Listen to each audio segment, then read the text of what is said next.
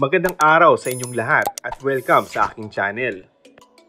Julia Montes, ibinahagi ang kanyang mga pinagdaanan sa buhay habang siya ay lumalaki. Aniya, ang lola daw talaga niya ang porsigido na siya ay mag-artista.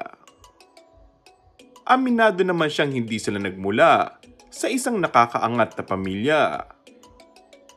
Madalas daw ay kasama niya ang kanyang abuela sa pagpunta sa mga auditions. Minsan daw, hinihiling niya noon na hindi siya mapili sa isang role dahil wala sa puso niya ang pag-aartista. Gayunpaman, sa pamamagitan daw ng showbiz, ay nabigyan niya ng kaginhawaan ang kanyang pamilya. Ito rin daw ang daan para matupad pa ang iba niyang pinapangarap, kaya niyakap niya ito.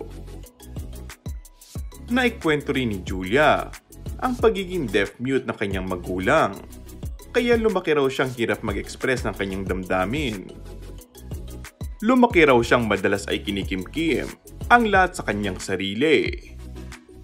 Nag-aral din daw siya ng sign language upang makausap ang ina at maipaliwanag ang pinag-uusapan sa paligid nila.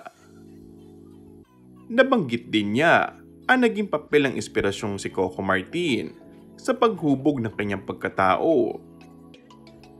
Nagkakasundo raw sila ng FPG's Batang Quiapo star dahil pareho sila ng laki sa hirap.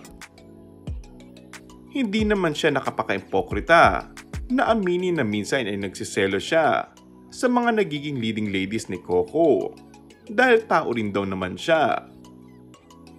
Wala naman siyang binanggit na mga pangalan, pero nakasama ni Coco ay sina Lovie Po, Yasi Pressman at ang bagong leading lady na si Ivana Alawi.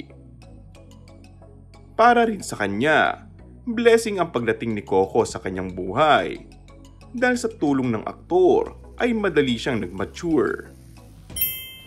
And that's all for our today's video. Kung bago ka lang sa aking channel ay mag-subscribe at pindutin na rin ang notification bell. Maraming salamat!